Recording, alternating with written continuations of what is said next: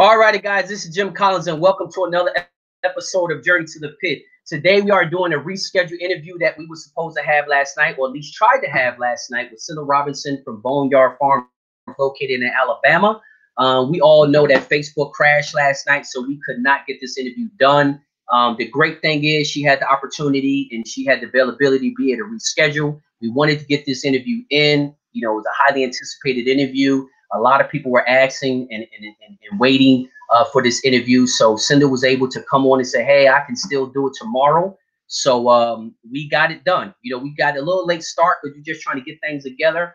But other than that, that's pretty much it. Y'all guys should enjoy this interview.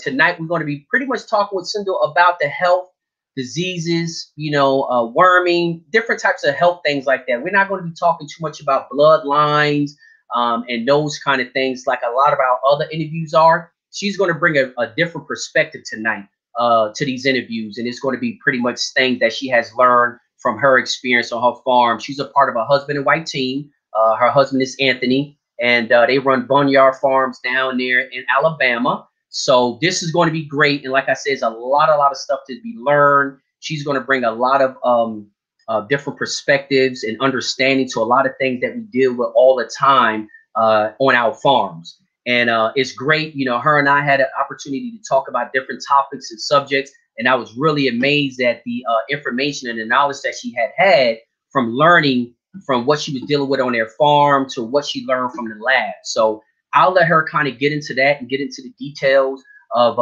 that, and then we'll just kind of take it from there. Let me go ahead and bring her on, and then we can go ahead and get this interview started. She'll be coming on in 5. Hello, Cyndel. How you doing today? Hey, good. How are you? Great. Is the audio and visual good on your end? Yeah. Yeah. Okay, everything is good. So yeah, before we get started, I want to go ahead and say the disclaimer, which is always the same disclaimer. All information discussed in this interview is for historical, educational, and entertainment purposes only. None of this information is intended for any illegal purposes, and all opinions are respected of the individual.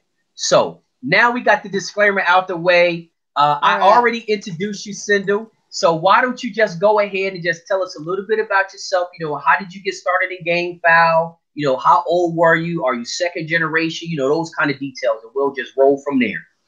Okay. Well, where we live, when I was a kid, we didn't really have it. We had dogs and cats, but we really didn't have any animals. And so I met my best friend, Delilah, when I was around 7 or 8 years old. And the first time I went to spend the night at her house, I noticed she had chickens and horses and cows and, you know, all kind of animals. And so the next morning we went out. One of her chores every day was to feed the roosters. And they were all, you know, game fowl chickens. And I loved it. I fell in love. I walked with her while she fed them. You know, she fed them out of any can like her daddy told her. And I absolutely loved it. I fell in love. He had all different, you know, he had blues and all different colored chickens, and I just fell in love with it right then. And that was like one of her chores. So I stayed over there a lot. I mean, I spent the night with her every time, you know, I was allowed to when I was a kid. And so, you know, when she got ready for that chore, I was like, I want to do it, you know, because I loved it. I loved it, you know. Exactly. Stuff like that. So, and I fell in love with it. And her daddy, he would carry us to the shows. You know, they would, we wouldn't go to real big ones, mostly like, you know, a bunch of people in a barn. They'd make us girls, you know, get up in the hayloft and we could watch through. But they would let us get, you know, chickens out of the pile and take them home. You know, and me and Delilah, we would get them all fixed up and, you know, everything. And then we would take them later on and go against her cousins with them, you know. Wow. So basically, when you started young, so you kind of started to get to learn on how to care for birds at a very young age, huh? Yes. And I loved it. We loved it. We had a ball. We might not have nothing but our break money, you know, that we saved up to, you know, bet on it, but we loved it.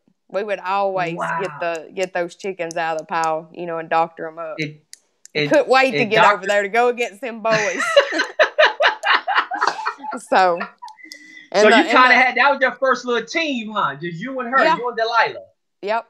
Wow. How old did you say you were around that time?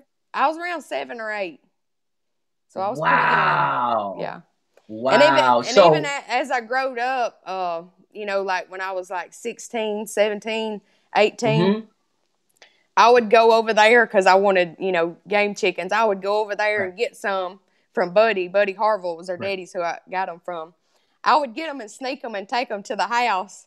And we had a field, and it most of the time stayed overgrown. I'd sneak them to the back of the field where my mama wouldn't know it, you know, and try to keep them there. I had some tie cords and some pins, but most of the time the coyotes always got them. So I give up on it for a while, you know, until, but that's right around the time when I was 17, I met Anthony too.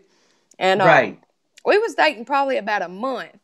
And, you know, we had never talked about game fowl or anything before. We hadn't been dating that long. And I was over at his house one day, and I'm kind of competitive anyway. So I was over at his house one day, and this guy come up, and he asked Anthony, he was like, can you trim these spurs off this chicken for me?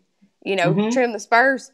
And I told Anthony, I let him go ahead with that guy, you know, and I went out there with him, and I was like, what do you know about game chickens, you know? Yeah. And he was like, he was like, we've had them all our life, you know, which he didn't have them at the time. His daddy had just opened, well, his paint company had just got really, really successful and commercial and stuff. So, you know, with that, you know, he didn't want, you know, time away. The public, that was his, so, but his dad did give Alton Way his original bloodline, so as soon as we moved out, I was around 18 or 19. I was already, when I turned 18, I went straight into welding. But as soon as we moved out, I went to Buddy's, and I got some of his bloodlines. And Anthony come home from work one day, and I opened the shed door, and I was like, I got a surprise for you. And he was like, you got game chickens? And I was like, yeah. Wow. And so he was like, he said, well, if you want to get in this, we're going to get in it, you know, we're going to, you know, start back, because he loved it too. I mean, he loved it. He missed it. And so we went to Alton, and he had some of the same hens with the same bands from his daddy's. So we got all our original bloodlines back together. Wow. And it wasn't even, so Anthony didn't even know you was going to get those game chickens. He just came on to the house, and there you had some in the barn. Yep. Yeah, I always use the term, it's easier to ask for forgiveness than permission. So I just went and got him when I got off work early and surprised him with them. So that is awesome. That is awesome. So tell me this, Cyndel. Y'all have a beautiful operation now, and obviously I have watched it grown over the years. So I know y'all didn't start out obviously this as big as y'all are today. No. So tell me, were y'all in the same, were you at today? Is that originally where the barn was that you brought the surprise, you know? No. We lived, it's not too far from where we are now, but we didn't have, I think an acre and a half. Probably less than a half acre in the back. We had a big cock house set up, you know, and we was able to raise, you know, just enough for us. And we battled diseases back then too, but you know, we didn't have Facebook, and, you know, it was harder to get when you called a lot of the big guys. It was harder. They were so busy, you know, it was harder to get information. And so, which we did pretty good there because we were just raising a small amount.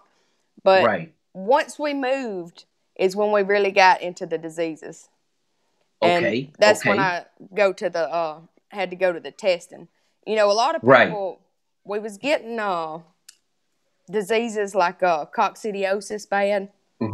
And so, and especially in older chickens, we was having the coccidiosis in like 8 to 1 year old chickens when we moved from place to place. So most people, I would try to ask all the locals and stuff, you know, what is it and stuff like this, and they would always be like, well, just knock it in the head. And, you know, me and Anthony's theory was we looked in books and books and books, but a lot of the same symptoms for these different diseases and stuff, you know, they're so similar, you don't know. So that's when we decided, you know what, we just need to go get them tested. So I called, you know, until I finally got in touch with Wallace State and started carrying them over there and getting them tested. And I found out the reason why we were having coccidiosis there, even though we was worming, that's another thing. You know, I think it's a good idea to test your wormers because some of them have more filler in it than the active ingredients. Than active ingredients. So not to cut you off, Cyndel. I want to recap, because I think you made some very valid points. You talked about when y'all was on a smaller farm, and then y'all guys move, and when y'all move, that's when y'all started to build a bigger operation. Anthony was more so focused on the breeding and the bloodlines and that kind of stuff, and you started to be more focused, obviously probably from nature, because at 7-8 years old, you was already into the doctoring the chickens up back when you was a kid. So you kind of just fell right into that position. So y'all which moved we smaller... wasn't selling them at that as soon as we moved, we didn't decide to start selling them. We still raised them for several years just for us, but that's when I was testing then. Testing then. So y'all guys moved to a bigger farm, and y'all started to kind of raise more chickens. A lot of the locals and stuff like that, y'all guys reached out to them to kind of get some information on why some of y'all birds were getting sick.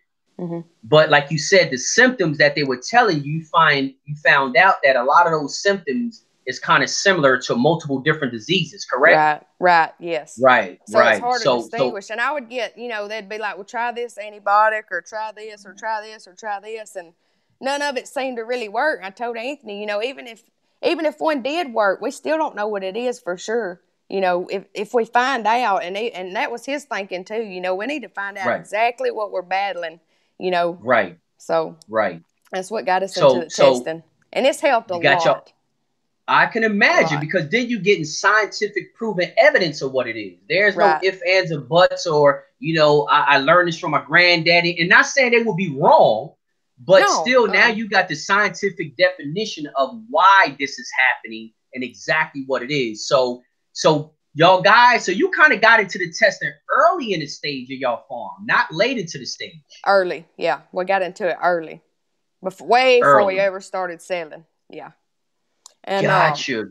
The reason that chicken, and even though he was worming, the reason that chicken got coccidiosis is because he had worms.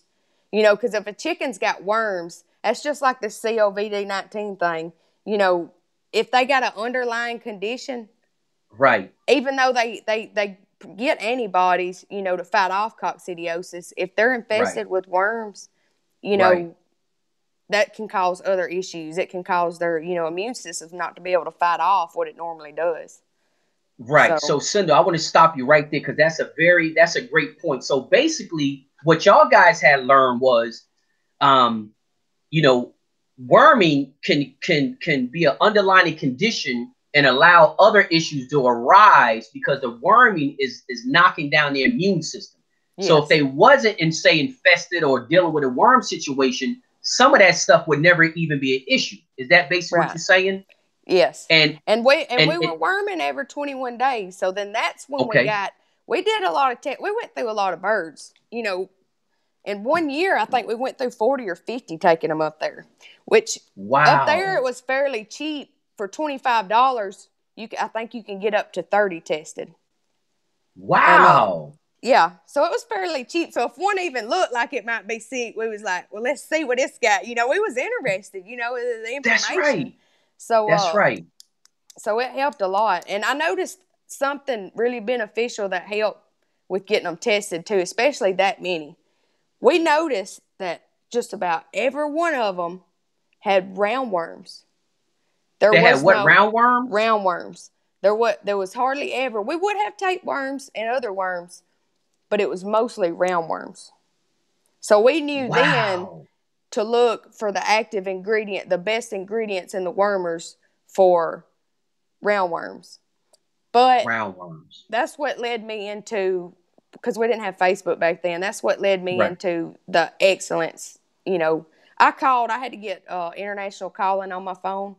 And so I called all kind of people over in the Philippines. And Manny, the guy that owns Pit Games, Manny Bourbano, he answered the phone. And he hooked me up with the medicine. We tested it, no worms. So, that's what we've used ever since.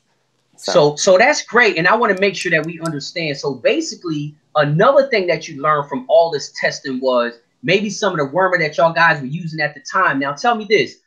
Was it wormer that didn't cover roundworms, or was it wormer that y'all were using that didn't really have a strong enough active ingredient to address the roundworms? It didn't have a strong enough active ingredient. I mean, it had the active ingredient, but to my knowledge, it had so much filler. It was capsules. It had so much filler in it, and not enough of the main ingredient that it wasn't doing hardly anything. It wasn't doing hardly anything. So tell me this, Cyndel. So that's an amazing thing that you're saying, because that's a lot of things that's overlooked, because we all take this stuff on face value. If the labels say this, that's the end of it. You know what I mean? And we like, oh, you know, I don't like that wormer because I use that wormer and it doesn't work. Well, it's probably, now tell me this, Cyndel. Okay. Was it the brand, or was it just the fact that inconsistency that company was putting in those bottles? You follow what I'm saying? Like, say it was Wisine. You know, what did y'all guys find an inconsistency in the bottles as far as the active ingredient? No, I mean it was the fit. It was too much filler and not enough active ingredient. I want to say there was only 1 or 2 active ingredients for worms in that wormer that we was getting at the time, and it wasn't touching them. It wasn't touching them, and y'all know that. And we peeled the capsules apart, you know, and looked and called the company, which I don't like. I don't like to get in a controversy, so I don't want to, like, you know, name no names, but you know, we broke the capsules open and looked, and you know, it wasn't enough active ingredient to kill the worms. They got it tested and everything and found out that it wasn't enough active. So that's what I'm talking about. I think, and it's kind of like just an analogy. It's kind of like when you purchase a car. They say, oh, this car go from 0 to 60 in 5 seconds, and it stop on this many feet. Well, when you actually go purchase that car from the factory, the one that you purchased might not go from 0 to 60 in that many seconds, and it might not have the braking power and that much distance. So that was why I asked you, you know, some of these companies, they produce a lot of product, and when they start to produce too many product, the quality of the product start to go down. That's why I was asking that question. You know what I'm saying? Like, they might initially came out and was putting the correct amount in there. Really good. Yeah. And as time go on. And I've seen on Facebook, you know, where recently people's, you know, come out on different products and said, you know, they didn't have enough, you know, they were putting too much filler, they were diluting it and stuff like that. So it's always good. Me and Anthony really like to test, and it's kind of fun too. I mean, you know, to test. That's right. You know, that's right. I mean, listen, especially when you're running an operation like y'all guys are doing, that is something that's extremely, I ain't gonna say profitable, but it affects the whole operation. Like, if you got birds with worms and you raising these birds, you raising 300, 400, 500 of them, and half of them got worms, but they all get in this worm medicine. Now you got half of the birds that you probably won't be able to sell because they're going to end up getting sick. You're going to start putting all this money into them. Now it's not even worth raising. So again, the bigger you are, the more important it is to make sure that you're actually getting exactly what you think you're getting, or what you're paying for. Basically, when it comes, and I'm pretty sure that applies to other things on the farm besides the medicine. They got to be the feed, you know, every aspect. Y'all guys got to make sure y'all getting actually what y'all think y'all getting, correct? Yeah, yes. And I was gonna let you know too, like, if anybody like wanted to get their birds tested, I got a notepads here, you know. So it'll come, and when you get them tested and they send you the paperwork back, whether you want it in the mailbox or email, it's gonna be in scientific names. So roundworms may say Ascardia, and Anthony's a lot better. He knows a lot more of the, you know, the scientific Latin terms and stuff like that than I do. But you know, just so it don't confuse anybody, because when I got it back, I was like, "What is this?" You know, like, I ain't never heard of this. And Anthony was like, "Oh, that's the scientific name," you know. So just to let the viewers know, if they decide to get some tested, they might have to get on Google, you know, to see what the names mean. No, that's a great. So basically, hold on one second, because it looks like somebody in there that's saying that they cannot hear. I think Jose, I think that may be your phone, because it looks like everybody else can hear. So Jose, that may be your phone. that is, you might have to cut it off and cut it back on as far as that. What kind of protein your guys feed? Francisco, we're going to kind of stay on topic right now. We'll get to that. Just post whatever questions you have for Cyndel in the comment section, and she can get to some of these questions later. We want to kind of just stay on topic right now. I'm pretty sure she can address those questions later. You know, they're asking about what kind of proteins and stuff like that you use. That's something you can answer later on, you know, in the comment section. So, so now we back to this wormer, because it seems like, and I don't know, you tell me, it seems like worms can allow a whole bunch of other issues become an issue on your farm just based on worms. Oh yeah. And if you're not getting the wormer that you think you're getting, it's going to send you on a wild goose chase, because you want to mark worms off the chart like, oh, I know they ain't got the worms because I worm every 21 days. It got to be this, it got to be that. You was doing the same thing, huh? Every 21 days. I mean, we wasn't selling back then, so we was doing it. You know, we wanted the the healthiest birds, and come to find out, our wormer wasn't doing nothing. The wormer wasn't doing anything, and then y'all had to start dealing with a whole bunch of. So how did y'all know? Well, I guess the testing is what let y'all know that the wormer wasn't doing anything, right? Yes, because we would get we would get them. I'd go up there every 2 or 3 weeks. Because once we found out, once we started finding out information, about stuff, it excited us. It was like, this is good information. We'll know exactly what antibiotics to give for this and give for that, So it was good information, very good information that we got. Very good information. So tell me this. So you learn from the testing or the lab. Now, who is it? Is it veterinarians or is it just lab people? It's a college. It's Wallace State College. And what they do is they send it to Auburn. But I want to say the natural, let's see. I got this stuff, the National Poultry Improvement Plan. I want to say they may do it too. But I know, you may have to do your research, because some states, we have a lot of chicken houses in our states. So we have a lot of, poultry programs in our college. So in some states may not. So you may have to get up with your, agriculture, culture department. They'll just have to Google it. Every state calls it something different. Exactly. So, you went out on me.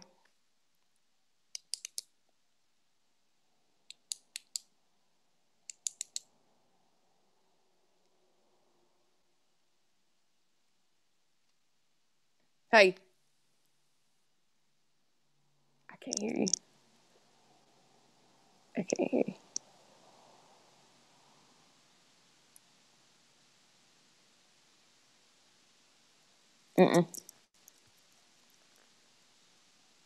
I can't hear you. Okay.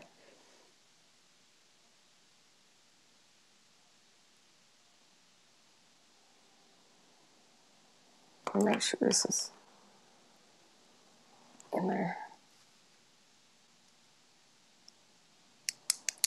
Let's see.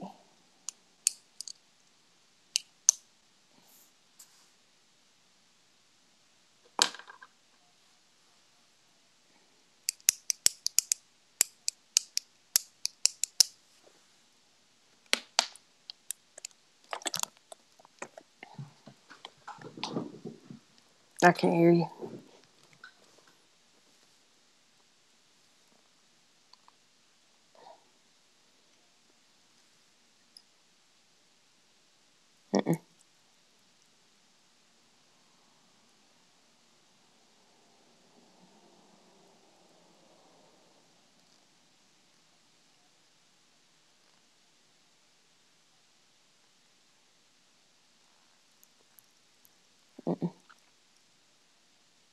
Let me flip this thing upside down and see, make sure it's...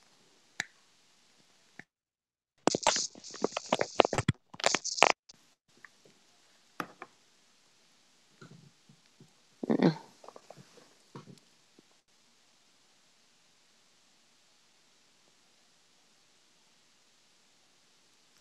was going to look too.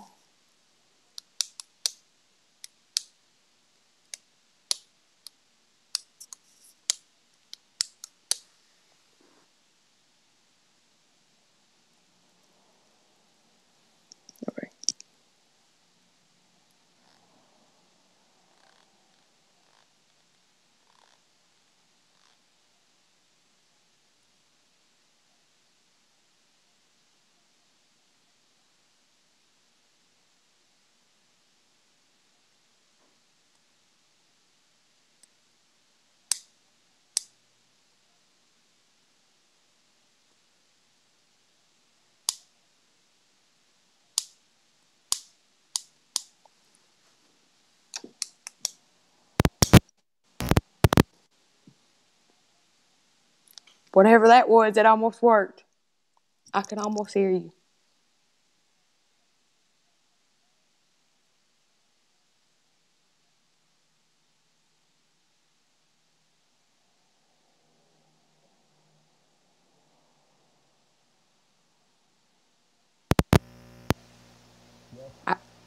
I can hear you a little bit. Oh, you can hear me now? Just a little bit. It's real faded. Okay, can you hear me? Yeah. It's just. You know what it is? These earphones are brand new, and it seems like it is. Mm-mm.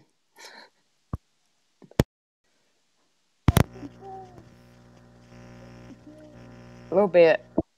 You can hear me now? Yeah. All right, testing. If you want to keep it there, I'll turn my headphones up. Can everybody who's watching, can the viewers hear me?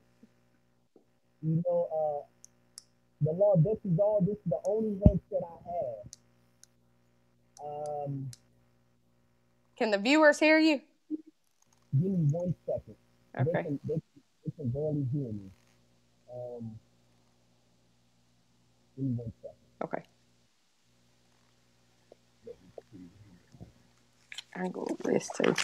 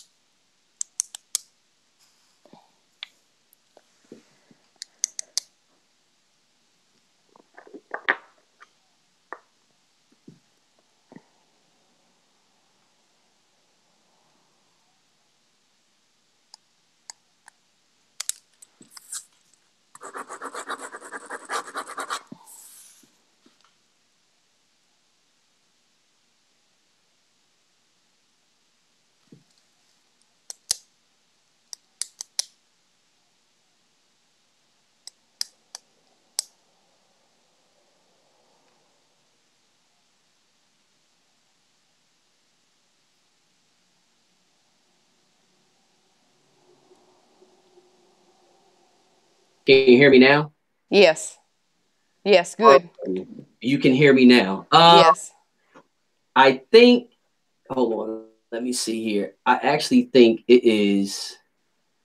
All right. Well, if everybody can hear me and I can hear you, okay. So we good. Okay. We back. Yes, I found out what it is. I guess I don't know if it's the earphones or what it is, but this is the second time it happened. So I'm sorry about that. Oh, that's okay. Let's go back to, I don't even know why it blanked out like that. It threw up the whole operation. That's okay. It could be this headset. Okay, so everybody can hear us. So Cyndel, let's get back. This totally threw me off my train of thought. Go ahead and start off where you left off. Well, one thing I was going to say is the testing really helped a lot when we moved to our new place, which is where we're at now. We started, and we didn't think about it until we woke up one day and went outside to feed the chickens, and we noticed that, and we were still working at the time, both full-time jobs, and we noticed that a couple roosters had swelled up eyes, swelled up faces. Mm-hmm. So we immediately took them to get tested. Okay. She told me what it was. She asked me, it was infectious coryza. She asked me, did we live near chicken houses? And I said, well, no, we don't live right near chicken houses, but our neighbors had just spread chicken litter. And she was like, okay, you know, they're vaccinated for everything. You know, chicken house chickens. Yes, they're vaccinated for everything. So that's where that was coming from. So we immediately quarantined them, you know, and took them straight up there. That way we know what it was. So then we started, that's why we test a lot, you know, take them up there, because we do have chicken trucks that go by. Okay. And the neighbors, they haven't done that in years, but, you know, we do have still chicken trucks that go by our house. So for people that's living around, you know, chicken houses or where they're spreading litter, you know, they could get stuff from that too, different diseases. So tell me this, Cyndel. That's a great point. So tell me this. So basically, just because of where y'all guys are positioned at, you have to vaccinate, right? Yes. Wow. Yes. That's very good. We don't vaccinate for infectious coryza. We only had that problem one time when they did that litter, and we've never had that problem again. But they don't ever spread it anymore.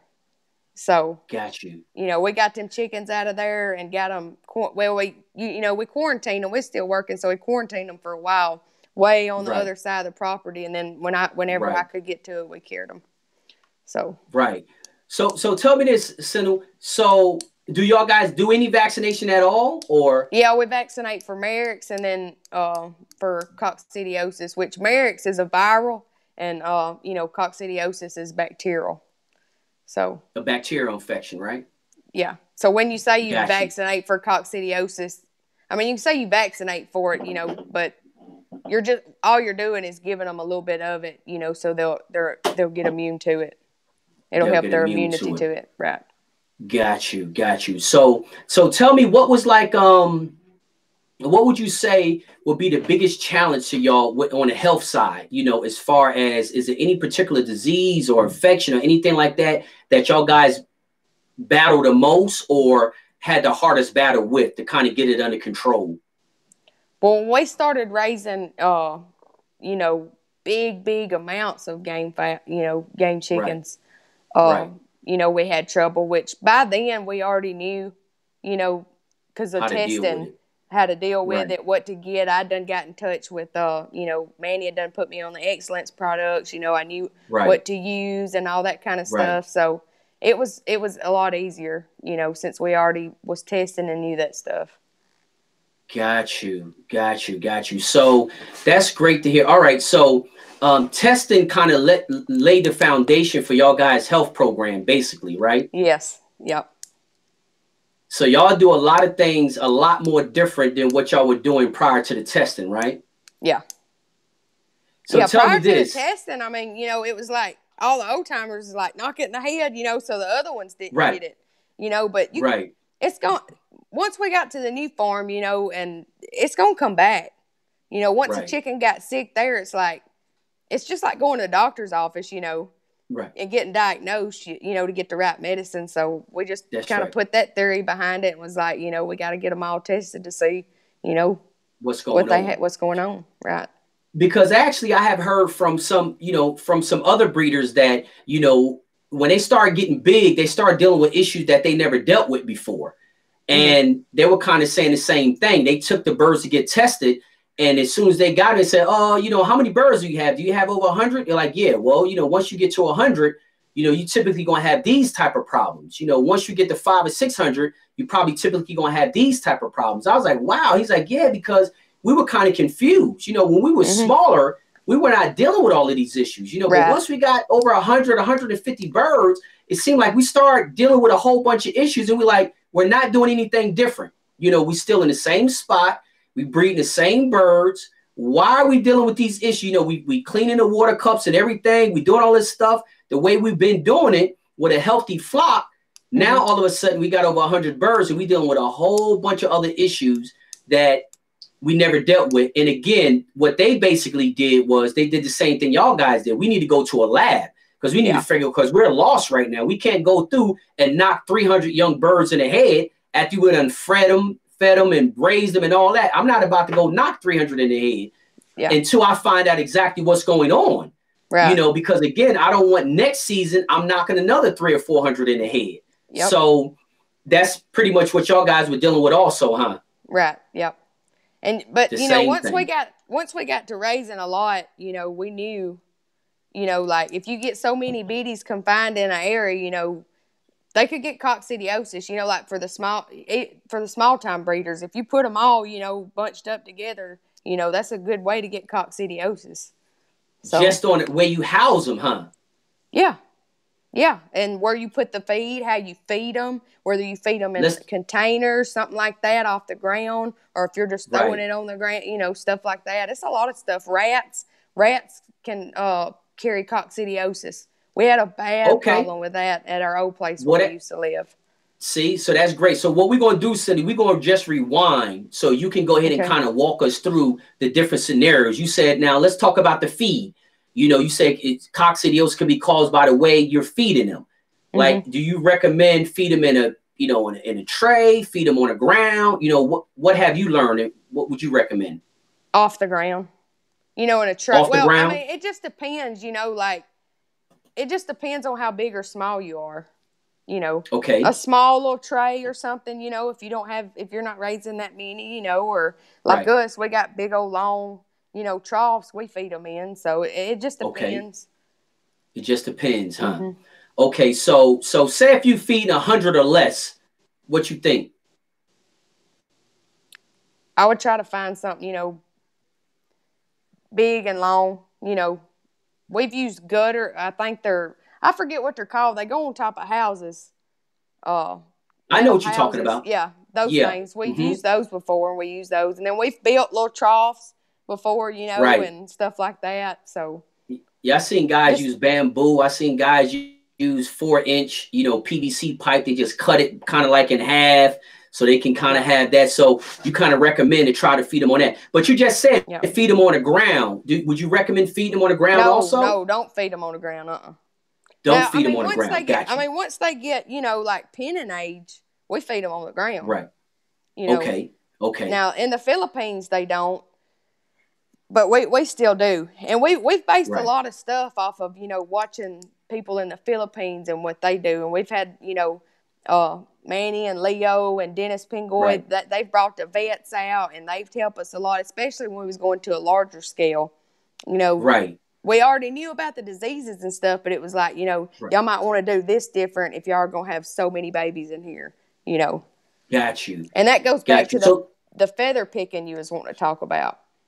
Yeah, let's talk about that because I got a lot of messages about the feather picking because I want to kind of stay on this because like you say, you have gotten a lot of feedback and a lot of input from a lot of experts and it's actually you have seen the positive benefits from it. So I want to try to extract as much detailed information about this as possible. So, let's get back to the coccidiosis because I want to make sure we give the viewers as much information as possible. So the crowding of chicks can cause coccidiosis. Feeding them on the ground can kind of cause coccidiosis. Is that kind of what you're saying? Yes. Yeah. Okay. Is it?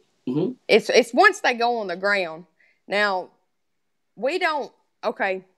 When they're in the brooders, as long as you keep those brooders clean, and we use Lysol, bleach, you know, stuff like that. As long as you keep them clean, they shouldn't get coccidiosis. I see a lot of people, breeders on here, that use TPOXX way early. They say they keep them in there a month. They might want to use TPOXX, you know, when they a week after they put them in there. I've seen people do that. Right.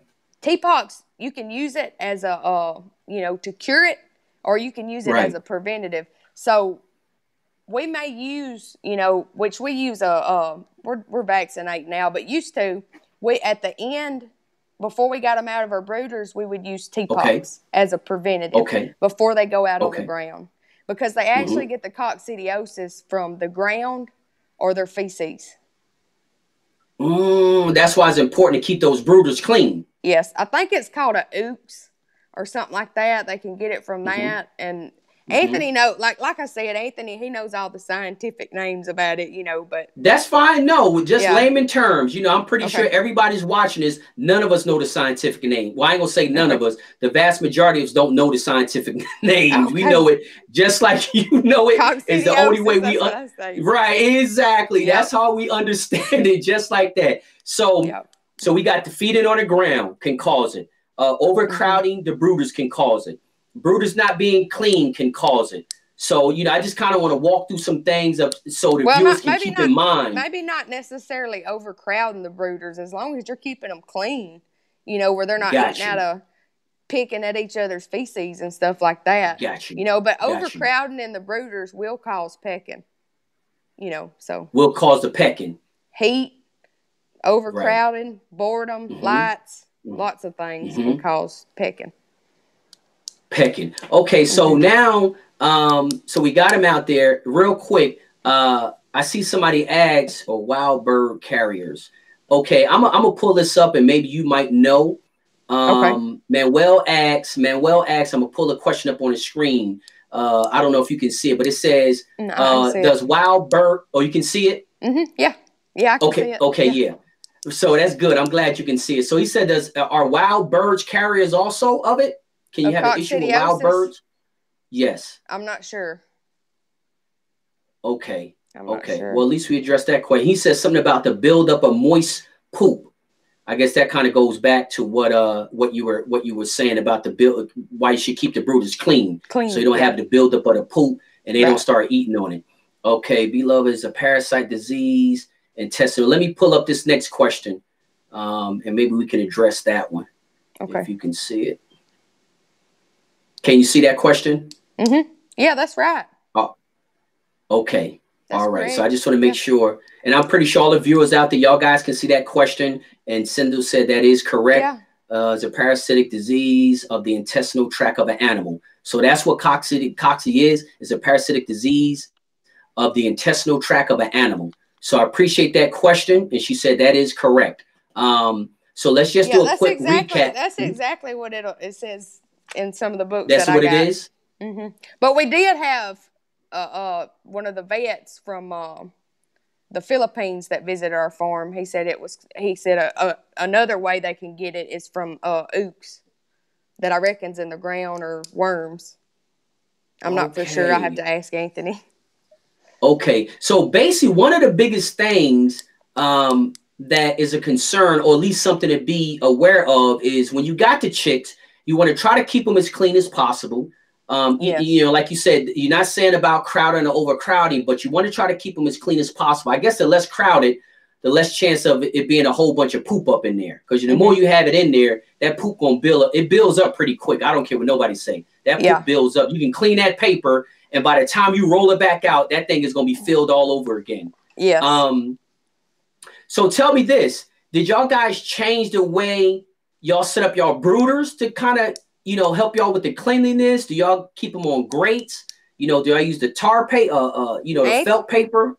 Anthony built our brooders way up off the ground where they're like, very easy to clean the trays, pull them out and take them out. Okay. Especially for him, because when we had them stacked, I'd have to get the ones out of the bottom and stuff. So now he's got them set up where they're a lot easier for him to get out. Okay. So basically, y'all have them where the poop drops through the thing, and it drops on the tray. Y'all pull the tray out and clean the tray. So there's really no way for the chicks to be standing in the poop because it just drops right through the grate. Yes. Okay, and I bring that up because I do see some brooders that have the felt paper, in them. Some people put felt paper in them. I've seen that. Right. Yeah. Right. And that's why I kind of wanted to, just to bring that point up because again, maybe some people might want to, depending on how big they are, they might want to transfer over to having the chicks in a grate, to eliminate the chance of them getting a cocci. Well, I think they put the felt paper when they're really, really small so their little legs don't fall down through there. That's right. And that's right. Which that's fine too. And I mean, I guess you could, treat for coccidiosis if you're going to leave that paper in there for several days. But, if you clean it out regularly, most likely you're not going to get coccidiosis. Or in our case, we haven't. So. Right. Okay. So is that one of the things that the vet, tell me this. So when the vet came to visit the farm, what would you say is kind of some of the things that stood out that he brought to y'all guys' attention, or maybe y'all changed after his visit? Well, I mean, we asked him a lot of questions. It was more instead of him telling us, we was asking, asking him everything. Right. How you think we should set this up? How you think we should set that up? And he told us, as far as the babies, set some buildings up, let them get as much space as possible, stuff like that. So, and Anthony talked to him a lot, and Anthony knows, a lot about this kind of stuff too. Me and him both just swap information and stuff like that. But bouncing, exactly. And I'm pretty sure y'all both remembering different types of stuff. He might forget something. You'd be like, oh no, I remember what he said about that. Okay, well, that's great. So y'all guys, that's how y'all have your brooders set up. One of the reasons is it allows it to keep it as clean as possible. This way you minimize the chance of them getting cocci. So that's one of the ways y'all deal with that. Now let's talk about the lights. You mentioned something about lights, heat, that kind of stuff. And I guess that goes back to the feather picking, correct? Yes. Now I don't normally do the brooders. I go in there and feed and water them and stuff, but Anthony cleans them. He goes in there, you know, depending on the weather, whether he needs to turn it down or turn it up, because I don't mess with the incubators either, so I'm not familiar with all that. And he does the lights too, so you know. So let's talk about the feather picking. Can you tell us something about that feather? I know I asked you that question the other day about the feather picking. I know once they go outside in our barns, like we got several little pole barns set up all around the farm for them to go in and out. We got little boxes in them, you know, up off the ground and everything, and they're all full of sand. But we haven't really had any problems with the feather picking, except for once they go in those outside buildings when it's going to rain for several days. They get really bored, you know, and they're tired of being piled up in there. So I'll take styrofoam and give it to them. And styrofoam. They'll pick at it. They'll just have a party with it. And I've took chickens, you know, 1-year-old and 1.5-year-old hens. Because when I told the people at the poultry science department about it, they was like, "Oh, you don't need to do that," you know. And I was like, "Well, I've tried, you know, those flock blocks, and you know, I've tried all kind of stuff. I can't get them to quit, you know." And which Viterol, the Viterol from the Excellence, that helped a lot, you know. We know to give them that, you know, right before it rains. But as far as when I took those hens up there and I told them, you know, because they didn't like it. They was like, "You don't need to do this," you know. And I was like, they tested one. They was like, "Well, she's perfectly healthy. Ain't got no worms. Ain't got this. Ain't got that." And I was like, "Well, she's had styrofoam for a year." You know, like. Wow. So, I mean, some people may not, you know, and I can understand, you know, because.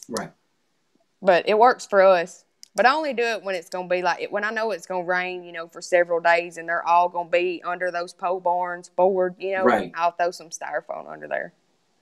So that right there keep them occupied. And you said based on the testing, it didn't cause any harm to the birds. No. Nope. Okay, good. And the only reason I reiterated that point because it was no longer an opinion. When you got it tested, then it's a fact that it didn't cause any harm to the birds. Right, exactly. And I got that information. I got that information from other big breeders. That breed, you know, a lot of chickens. So. Right. And you said it worked. So, I mean, viewers out there, I mean, y'all heard it first, you know, it's not just Cyndel's opinion about it. She's like she said, she had hens in there, had styrofoam for a year. And took the birds up to get tested, and the birds are perfectly healthy. So that's just something, again, like she said, different things work for different people. The vet didn't recommend it, but she was doing it because that's what worked for her and their farm. And when she got it tested, the bird was in perfectly good health. So it didn't even hurt that they had the styrofoam in there. So honestly, I don't know why you would do anything different. If it worked, it didn't cause any bodily harm to them. That's right. That's right. I mean, in the future, we're building a couple more barns on the property, and so you know, for in the future, for when we have more chicks, you know, if they're not as crowded up in there, I don't know if I really have to do that anymore. But I know as of right now, you know, I've had to do it a couple times in a couple different buildings, and it's worked. And I've carried them up there, and they said, you know, they're perfectly healthy. So they're perfectly healthy. Yeah. So what do you use? Styrofoam balls or just a piece of styrofoam? Does it even matter? Well, Anthony's mom and daddy paints apartment complexes. And so when they come in there with all those stoves and refrigerators, you know, they got styrofoam in the boxes. Yes. So we'll have a barn full of styrofoam in case we need it. Got you. Yeah, the styrofoam with the appliances to keep the appliance from shaking around in the box. So it doesn't matter the shape of the styrofoam as long as it's styrofoam. Now I do know some of them come with a little bit harder styrofoam, and the chicks seem to like the softer styrofoam. But I mean, either one of them will work. Either one of them will work. But you said the chicks kind of like the softer styrofoam more than the harder stuff, right? Yeah. Okay. All right. Well, you know, those are all little things that people may overlook, but I think they're all important because again, you know, somebody might try the styrofoam and it might be too hard and then they think the styrofoam system don't work. And it's not that it doesn't work. It's just the styrofoam that they're using is a little too hard for the little chicks. So that's why I want to just make sure the viewers are getting, you know, the information, understanding that we got to always look, you know, below the surface and not just saying styrofoam. But that's why I asked you, is any particular styrofoam, any shape of styrofoam? Okay. And you came out and said, well, you know what? It's not really the shape, but the density of the styrofoam kind of makes a difference depending on the age of the chick. So that, I think that's great information. So, and you said you don't really deal with the brooders and that kind of stuff, so we won't talk about lighting. But that's the answer to the viewer that asked the question about he having a problem with the picking of the feathers. Now, tell me this, Cyndel, have you ever seen the cause of picking of the feathers be related to diet in any kind of way? You know, lack of protein or lack of something like that? Yeah, lack of protein for sure. Yeah. Okay. For sure. So lack of protein sometimes it could be also a reason for the picking of the feathers. Yeah, and we use I think we use a 26% protein for the chicks. Oh, 26% protein for the chicks.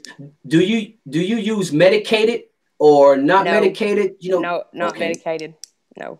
Not medicated. Have you ever tried it? Yes. I didn't like it. Didn't like it. Okay. Nope. Okay. And tell me this, Cyndel, can you tell us why you didn't like it? We seem to have more sick birds. Got you. I don't know if it was because, you know, when they were little bitty, because we would start feeding them to, you know, day old chicks, you know, I don't know. We had really bad luck with it.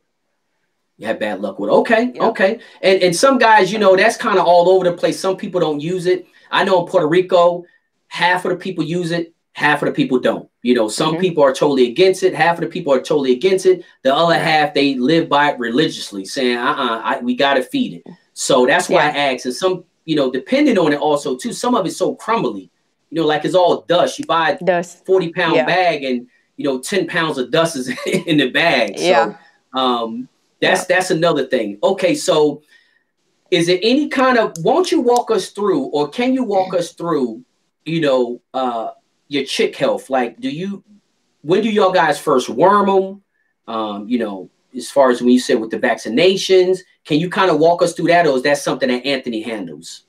No, I handle that too. And I usually, you know, after they've been out, you know, once they go out in the buildings, after they've been out there a week or so, then we'll start worming them. And, you know, I'll keep up with it, you know, and it depends on, you know, this age group has, you know, I worm them at a different time maybe than this age group. I got a calendar that is full. I keep it full. I need a bigger one. But I'll just keep up with it, you know, when I've wormed them and when I need to worm them, you know, or when Anthony wormed them and when we need to worm them. Okay. So, Cyndel, tell me this. What age are they when they go out into the building? A month. A month. Okay. Well, we actually got a separate building. It's kind of like a little miniature chicken house, and we got fans set up in it, you know, to pull out and it's full of sand, and we keep it clean. And in the cold months, if it's really, really cold, they'll go in that building, you know, after they come out of the brooders for a little while. And Anthony's got the lights in there. He's got, on one side, I think, maybe has reptile lights, and on the other side, I don't know if you know what reptile heat bulbs is, but one side's reptile heat bulbs. One side's, you know, stronger heat bulbs. And so he may put them here, and then he'll put them here, and then he'll cut the lights off of them to get them acclimated to go outside. You know. Got you. So, Cyndel, tell me this. What's the purpose of the sand? The sand? Yes. What's the purpose of the sand? It just seems like it absorbs, you know. It's kind of like a litter box. It absorbs a lot of the, you know, the moisture and keeps the coccidiosis down and stuff like that. Gotcha. And it's grit. If they pick at it, you know, they get a little grit. But we do have to keep it clean too. And when we start raising really early and it's really cold, that's a job. That's a job to clean all that sand, huh? Yeah, when we have a group go out, you know, which we still put lights. We got in our buildings, you know, we got some lights in there and some boxes, and we may turn them on or turn them off. And we got some tin on the top. You know, if it gets too hot one day, he'll take it off that night, and then if he knows here in a couple of days a cold front's coming in, he'll put it back on, you know, so. Got you. And I asked that question because somebody in the comment asked about the sand. You know, why did you use the sand? Okay, so you said, you know, once that period is there, then you just use about to say they go outside, because that's the mini chicken house, basically. And then from the mini chicken house, where do they go from there? Pens. To the pens. Okay. Yeah. So they have. Yeah. So how's your pen set up? We got a lot of area, a lot of room. We got 20 acres, so we got a lot of room for them to roam. Before we have to pin them up, and they'll eventually, they get to roaming. We got in our buildings, we got the little boxes, and then we got the poles setting up, and then Anthony's got big poles, for them to get on. And so eventually, and even if they don't start doing it by itself, me and Anthony will go out there at night and start training them. We may put 2 or 3 up there. Well, then the next night you go out there, it'll be 6 or 7. The next night it'll be more, and then they'll reach all the way to the top. And then once they get bigger, they'll start getting in the trees. So, and then the bushes, we got little privet hedges and stuff. They get in the bushes and stuff like that. Right. And then we pin them whenever we get ready to pin them up. When they get old enough. So tell me this, Cyndel. So out there when they roaming free, how do y'all guys feed them? Do y'all got like little feed stations and that kind of stuff out there, or water stations out there when they running out and about? Yeah, we got several feed stations, and it just depends. Like in one building, sometimes Anthony will once they get to a certain age, he'll take them all out of this building and put them in this building because it's more open for them to get in like the woods and in the trees and stuff like that. Okay. And, then he'll put new chicks in there. That way their chicks are not bullying. The older chicks ain't bullying the little chicks. The little chicks. But sometimes if we have to put some in there, we have to. That's like maybe a month apart or, month and a half apart, something like that. But we do have several trays and several water troughs and stuff like that. So throughout, so they all get a fair chance so that's to eat and drink. Right. So when they get out and about, do you deal with more health issues when they start roaming and out and about? And if you do, how do y'all handle that type of situation? No, normally once they get out and about, they're pretty much good then. We don't really have any issues. Yeah, which I think too, when you breed early, a lot of diseases and stuff, they die out in the winter. It's so cold. Like in hospitals, they keep it so cold. So they've already built up an immunity. They're old enough, they've already built up an immunity to be outside, to fight off a lot. They're older. They can fight off more, diseases at that point. So. Right. So let's go back, and I know I'm skipping away, but I like to kind of your information is really good, so that's why I keep trying to go like a little bit of extra detail because I'm assuming everybody's watching. They don't know anything. That's kind of how I like to do the interviews. You know what I mean? Because I don't like to assume that somebody knows something and then we skip over it and they're like, man, I wish she would have told us this. So that's why I kind of like to do these interviews. Kind of like school. They take you through the whole little process. So tell me this. When do you start the vaccine? You start the worm in about a month. Y'all guys have a schedule, stuff like that. When they go out in the building from the brewers, they go out in the building. That's when they go on the worm schedule, right? When do y'all guys start to vaccinate? Day old. We vaccinate them at a day old. Okay, day old. Yeah. All right. So y'all vaccinate at a day old. Tell me this, Cyndel, do y'all guys use any type of vitamins or supplements or anything like that in the chicks' water? Yes, we use Vitaral quite a bit. In the summertime, we use all Excellence products. And like I said, I'm big on testing. So I've tested them and they're all proven, so, and that's what we use. We like to use the Excellence C a lot in the summertime.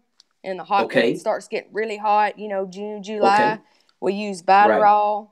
The Vastrono for the wormer. We use T-Pox sometimes. And two, if we got a lot in a building, like here, we get a lot of rain. So if it's rain for 4 or 5 days, we may run around a T-Pox as a prevention. They have it dosed. They have it dosed on there when you buy it, what to give for prevention and then what to give for treatment. And we may run some. And that's something else we do after it rains with all our pen stags and all our everything we got out on the cord. That's what I was going to get to. Anthony will mix. He'll have me go to the co-op and he'll mix some swine wormer. It's pig wormer. You get it in it's a 50-pound bag. I think it's like 20-something bucks. And it's for round worms, hook worms, whip worms, tapeworms, different worms. But a lot of times after it rains for several days, all those worms is coming up. They eating them. They got parasites in those worms, which are like roundworms and stuff. So we do that extra too, after it rains for several days. Okay. And it seems to help. I mean, they like it, you know. Mm-hmm. Well, like you say, you're just trying to be preventive, so that's less. It's easier to prevent something than to have to try to fix it. Mm-hmm. So I guess that's the approach you take. And the more birds you're dealing with, the more you realize that preventive maintenance is a lot better than fixing issues. Right. We have a question on the screen about how do y'all guys deal with predators? Yeah, I know him. Hey, Edamore. Rocky's helping. I got a puppy from them, him and Natalie. Okay. Rocky's helping a lot. I actually just had to go get him a rabies shot because he keeps dragging up coons and possums and stuff in the yard. So he's helping a lot with our predators. But, you know, we set traps, live traps, and, you know, we also set the clamp traps. You know, if we've had a fox get in or we see a hole dug, you know, under our fence, we use the 2x4 dog wire. It's a solid fence thing, and we use that. And then I use the night owl. I think it's called night owl, the little flashing lights. Okay. You know what I'm talking about? The little boxes, solar panel flashing lights. Right. Okay, right. I have those everywhere. I probably got 20-something out. I got those everywhere. Wow. And then I've also went to... Over the years we've been there, you know, we know where the predators most likely are coming in at. And I don't want to say to get these yet because I don't know how long they last because I just got them this past year. But I got some spotlights, solar panel spotlights. And so if a predator runs across, that spotlight's going to come on, you know. And got you. But I don't know how long those last. I know the night owls, some of those I've had for like 5 or 6 years and they're still blinking red, so... Yeah, they last a pretty long time, you know, because they're not constantly on anyway. So that's another reason they last pretty long. So that's kind of how you deal with the predator control. So tell me this, you know, now the birds are running free. We talked about them going back into the barns and stuff like that. You don't deal with a lot of sicknesses pretty much by the time they hit the yard. You know, you got your feed set up, your feed station set up all throughout the farm. They're able to come back in the building at night, and then before you know it, they grow old enough to start getting up in the trees and stuff like that. Now, let's move to the next stage where when you do have to start penning them. What size is your pens, and what type of bedding do y'all guys keep in y'all pens, if any? No, we don't keep bedding in our pens. We will move them, you know, from time to time. We actually just pinned up, I think he just pinned up 95 stags. Okay. And, but we don't use any type of bedding. But I don't really know the size of the pens. I know the ones across the road are a lot smaller. I know the ones on our side of the road, I think there's like 100 of them on our side. They're pretty big. They're pretty big? Yeah, they're probably bigger like than a 4x6 or something like that. I don't know. They're bigger than the, you know, I call them the little Mexican pens. Mexican pens, yeah. They're a lot bigger than those. They're a lot bigger than, typically little Mexican pens are like 39 by 39 or something like that. 39 by 39. So you say a little bigger than that. Okay, so and then y'all don't use any bedding. No, typically we don't use any bedding. Okay. So tell me. We will move them to fresh grass, you know, occasionally so they can eat some grass. But one thing I think, I want to say maybe the vet told Anthony this. Direct sunlight. We got a lot of red dirt, you know, hard red dirt. Direct sunlight on dirt, you know, UV rays kills a lot of germs and bacteria and stuff. Wow, that's good information right there. Yeah. That's good information. But you do have to move them around some, you know, so they can get some grass. So. Got you. But, okay, so now we got them in the pens. We talk about that age. Now, once you get them in the pens, do y'all feed on the ground or y'all feed in cups with the pens? Once we get on the pens, we feed them on the ground. Feed them on the ground. And on the tie cords. We got a lot of tie cords. Right. Y'all seen that. I got a lot of tie cords and a lot of pins. So y'all start to feed them on the ground then from that point on. Let's talk a little bit about like what type of feed. Do you feed the whole yard the same feed? Or do you have different feeds for different, you know, birds on a yard? Or do you just feed one yard feed across the board? I mean, we feed one yard feed pretty much across the board, except for like, you know, our laying, you know, ones that are producing eggs. We'll go with, you know, most of the time straight laying pellets. Okay. Okay. So the ones that's laying eggs, y'all pretty much just feed them laying pellets, huh? Yeah. Mm-hmm. Got you. And then everybody else just get the regular yard feed. Mm-hmm. Yep. Tell me something. Can you tell us a little bit about the yard feed that y'all guys use? Is it the same that you have always used? Do y'all mix your own feed or you buy pre-mixed? Anthony does the feed. He gets it at Hillsboro Gin. And we used to sell feed and sell Excellence products. We used to have a little store. We had a store there. That's actually what helped me, that's what helped me buy a lot of stuff for our farm when we first started out. Because when we first started out on this farm, we decided we was going to start selling chickens. I had just got laid. I'd been a welder for 10 years, and which some of that was in trade school, but I just got laid off from my job. And Anthony, the housing industry back then, Anthony was a supervisor over building neighborhoods, and the housing industry wasn't going too good. So that's when we decided, we wanted to make a business out of it. We wanted to stay home and do something we love every day and make a business out of it. So that's right. And selling the feed and selling the products and stuff helped us, do that. It helped pay for my, it paid for, I made it where it paid for, my vitamins and my, wormer. All the stuff that you needed. Yeah. So it was kind of self-sustained. Y'all sold enough to be able to provide y'all guys with what y'all need. So y'all wasn't coming out of y'all pocket. Right. To, to take care of the work. Well, to me, that's the perfect solution. That's the perfect solution right there. So, and I'm kind of, like I said, just walking through these stages. And again, I think, anybody who just chimed in or just came to this is an interview. Definitely. All the interviews are great. And we all know that everybody learns something different from every interview. But Cyndel has brought up a lot of points that we haven't really talked about in any past interview that I know of.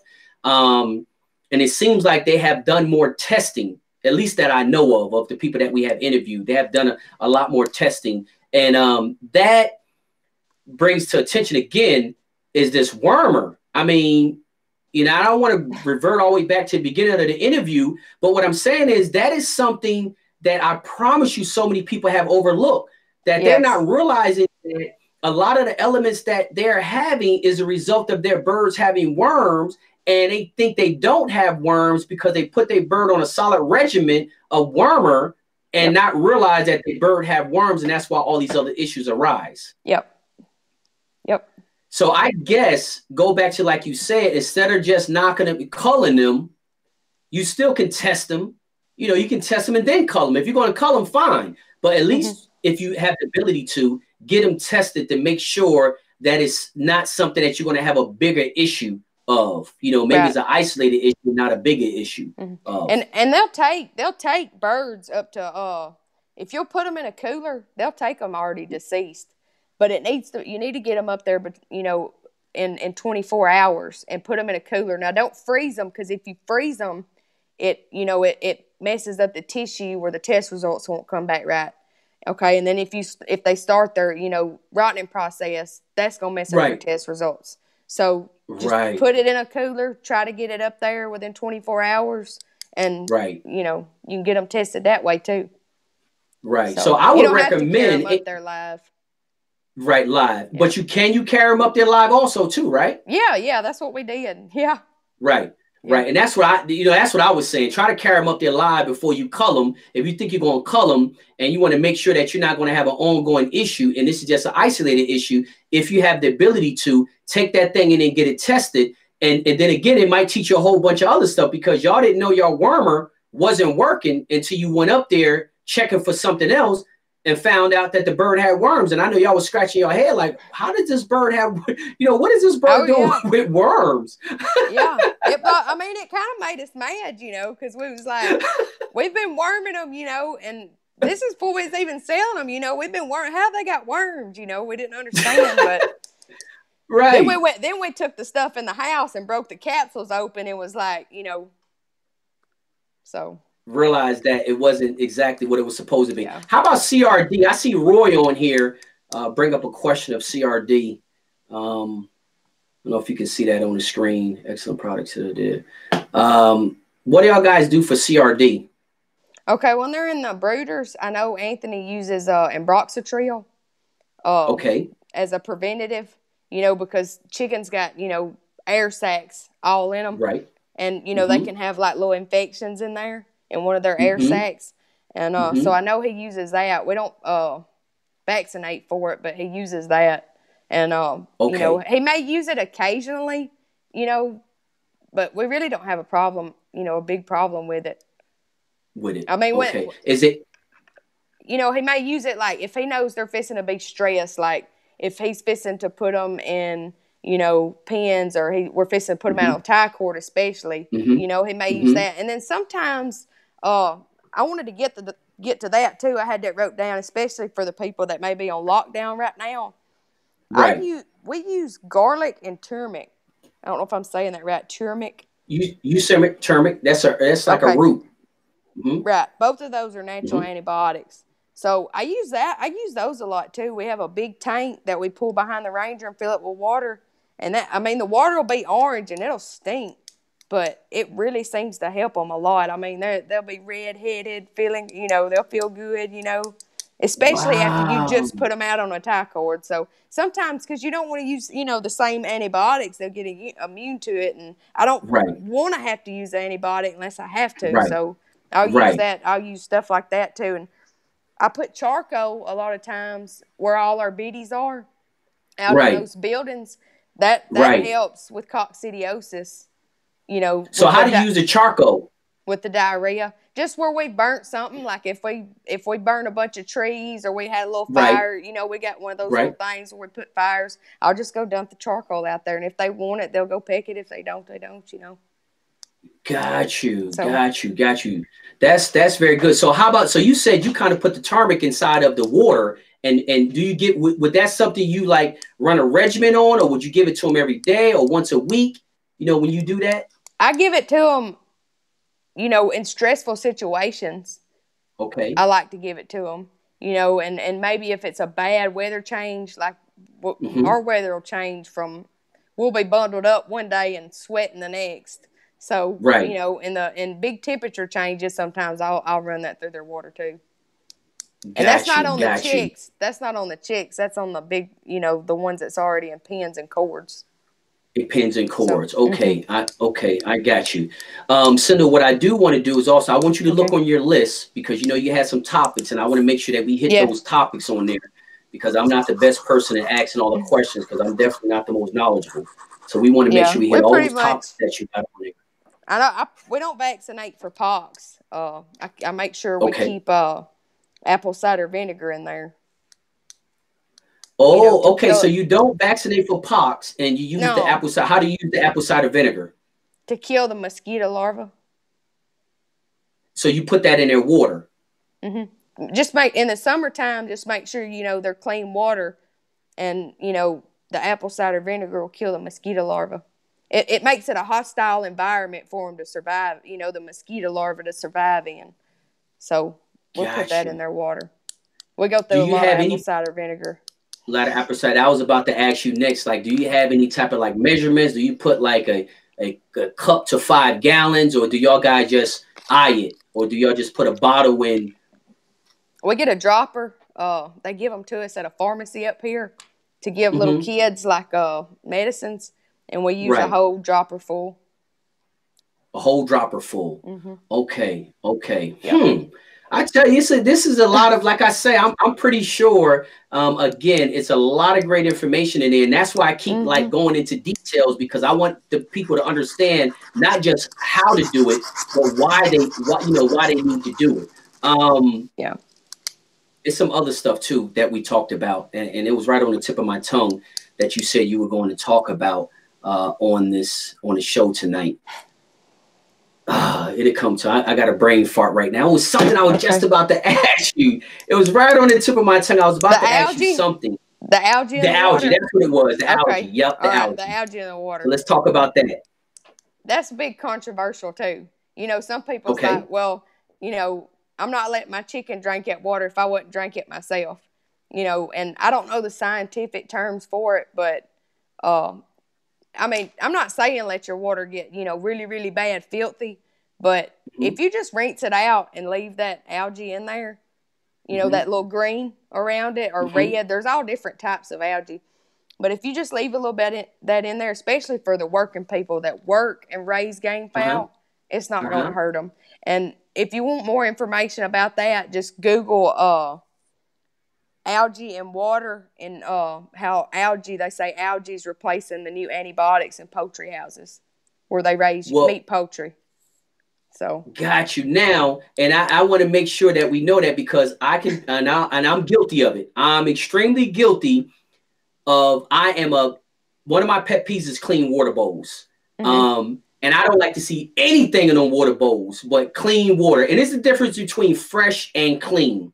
You know, just because the water is not, you know what I'm saying? It's different between fresh and clean. So I like to say I like to see clean water. You know, everybody cannot give their birds fresh water every single day. And that's not a problem. First of all, it's a chicken, you know, and a chicken doesn't, you know what I mean? They don't have to have human grade everything. But I am a big opponent because obviously first, I don't have many birds. So if I don't have many birds, it's a lot easier for me to say, make sure all the water bowls are spick and span clean. But if somebody got 1,000 birds, that's not really feasible. But still, what you're saying is, and there's scientific evidence behind this, and that's why she gave y'all, you know, what you can Google and do your own research on.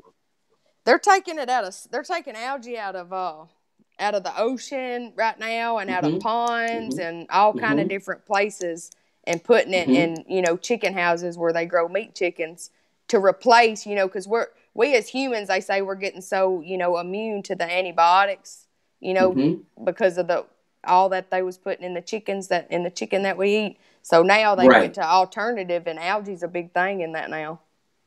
A big thing, algae. And that's right. Using algae. So basically, you know, like you said, you know, for the working people, you know, it's not a problem, and it's different types of algae. Now, what Cyndel is saying is she's not giving you a pass to be lazy. You know, if you can clean the water bowls, I'm still going to stick to my guns on that. If you can clean the water bowls, keep the water bowls clean. But basically what Cyndel is saying that it could be, you know, there is, from scientific evidence, there is some benefits of having algae inside of the water. But obviously, you know, she encouraged you to do your own research. And again, if you ain't got that many chickens, don't try to use that as an excuse not to do it. I mean, you know, to leave them algae inside that bowl. But if there is some health benefits, and I'm going to look into it, because like I said, I have always been on a record. About clean water bowls. You know what I mean? And I ain't trying to be, I want to make sure everybody understand I said it, and I'm admitting that I said it. And I'm going to do some research on that also too, because I did hear something about it. But me personally, with having very few chickens, it's going to have to be, if I can see the health benefit to it, I would allow it to happen. But with me only having like 50 chickens, if somebody come to my house and see, you know, algae in my bowl, I need to make sure it's got some scientific health benefits to it. Because if not, the water bowls need to be clean. But we all need to definitely look into that, because that's new scientific information that's available now. You know, and I know old timers. I have met old timers in my travel that said, hey, algae in water has a benefit to it.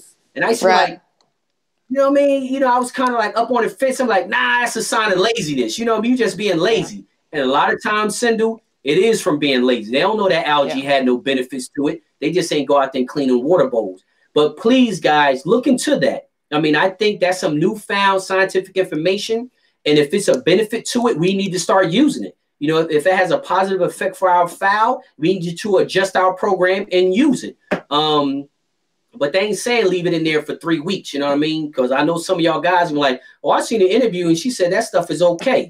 You know, show me muddy water. I just mean, like, you know, if you don't have time to go out there with a Scotch-Brite pad, you know, or something to scrub all that algae out, you know, when you rinse it out, it's still clean water. It's just got that green or red, you know, thing. And another thing with that is too, with selling chickens, you know, I guess I try to use like some common sense and like stuff for the working people, because like, I don't want my chicken to be so, you know, I feed them off the ground. And it's almost like if you took somebody that stayed in the house all the time, 24/7, you know, and they went outside, they're not used to stuff outside. They're going to have allergies against stuff. You know, they have no immune system to fight stuff off, you know. So when I send birds to and that's why I feed on the ground too, you know, because when I send birds to my customers, they're most likely going to be putting their feet on the ground, especially a lot of them in, you know, like Cambodia and Vietnam and some places like that. You know, they're going to be, I do want my birds to be able to fight, you know, have their own immunities to fight stuff off. That way when my customer gets them, you know, that's a very, very valid point. That's an extremely valid point, and something I learned the hard way. Keeping my birds way too clean, keeping the situation way too clean. And one of the doctors, we had a vet doctor that come on, and he talked about something like that. But it's something I learned the hard way. I realized that my birds were being raised in an environment that was so clean. Every time they would go somewhere else, they would be getting sick. And I'm like, you know, what are you doing? And then, you know, you can't go to somebody's house and tell them how to raise the chickens on their yard. But then I had to pump my brakes and realize, I said, hold on, man, these are chickens. You know what I'm saying? I mean, they got it. It's okay for them to eat off the ground, especially if it's not a lot of rain and it's not really muddy and stuff like that, where they're not eating molded, you know, molded food and all that kind of stuff. But I realized having this, the bird's health is being over sanitary is not good. You know, that's not good. You know, they need to have some dirt. They need to build up an immune system. They need to get exposed to certain bacteria and stuff like that so they can't build up an immune system, because, you know, having a bird in an over sanitized situation is not a good thing. And I learned that the hard way. I learned that the hard way. But yeah, and I guess that goes back to the algae in the water. Yeah, that's another thing I'm learning. We've learned stuff the hard way too. You know, especially before we started selling, you know, we used to clean, you know, never algae in the water bucket. And then, you know, so-and-so will be winning all these shows. And you go to his house and there's algae in the water, you know, and it's like, but, you know, I mean, it's just the same thing, you know, like if you took somebody that worked in an office and was never outside, and then you took somebody, you know, that was outside all the time, like pick fruit or something like that, you put them in a survival situation. Well, this guy's going to get sick. He has no immunities to anything, you know? That's right. So that's right. That's right. No, that's a very valid point. It's something I learned, you know, like I said, from experience. It is over sanitized is not good. Having them filthy dirty is not good either. But having them too in very sanitary conditions, overly sanitary conditions. So y'all on a tie cord. So tell me this. On a feed situation, y'all feed on the ground, and I know sometimes the challenge is, especially living in a place where the weather is bad, get a lot of rain and stuff like that. I guess it's extremely important that whatever feed you throw out, they got to clean it up kind of like immediately. Yeah.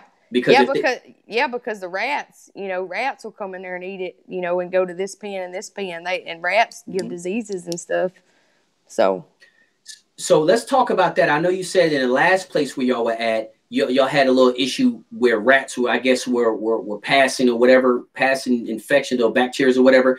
I have also seen people with that same situation. And, you know, one of that, I guess the result of a lot of times a rat is just feeding. Is it feeding too much? From my experience, it's just feeding too much or feed too much. Which I always feed a lot more than Anthony does. Anthony says I feed too much, you know, and I'm like, you know, that's just what I want. That's the amount that I want to feed them, you know. You know, a big old handful. And the next morning, most of the time, you know, sometimes they'll clean it up and sometimes they don't. And some chickens are different than others too. You know, some of them's metabolism, like an A-cell's metabolism, is a lot higher. If you notice, I've noticed with our A-cells, that they might eat every single bite, not leave a crumb. Where this one may leave 3 or 4 pellets. You know, it seems to me that our A-cells and, you know, different types of birds' metabolism is way higher than others. Right. So tell me something. Well, y'all kind of feed by hand anyway, so you can kind of adjust based on what you know, who you feed once you out there on the yard. Right. Yep.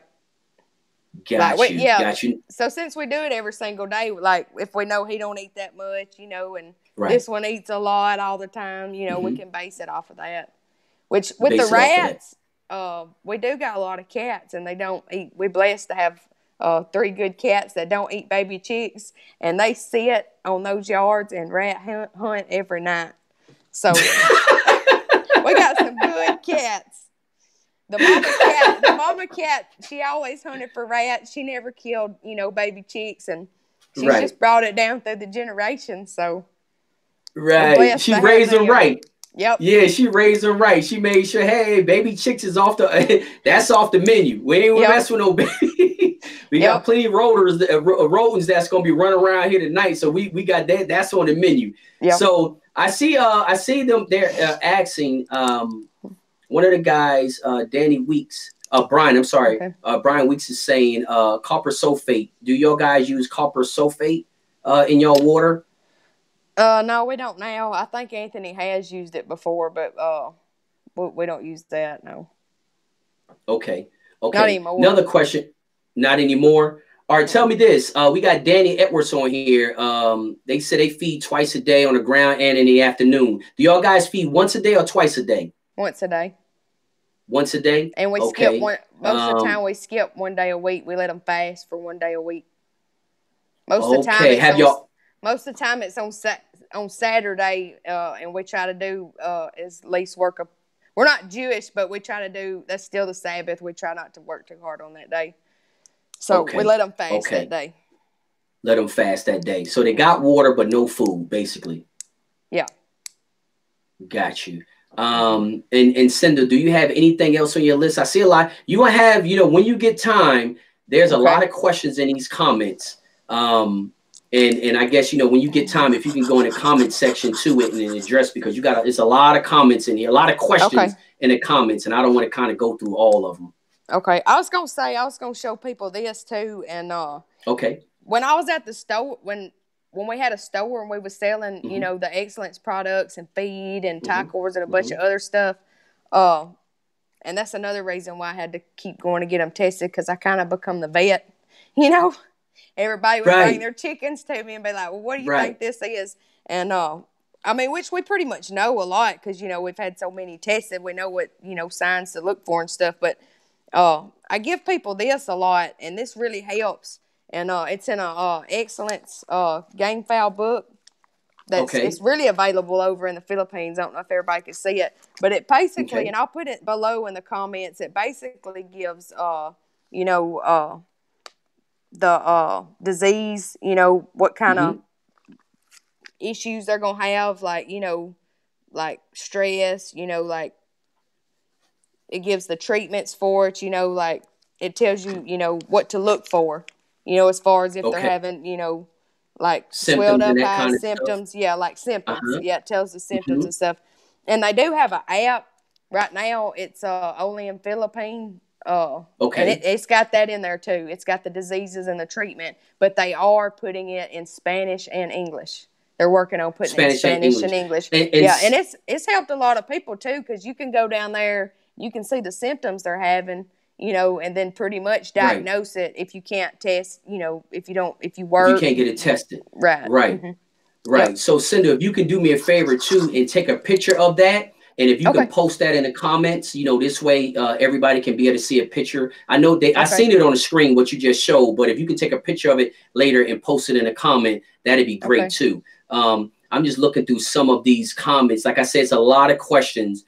You know, water birds can be healthy. Foundation program is a place. I know you can't see a lot of these questions, but it's a ton of questions here, and it probably take you a few.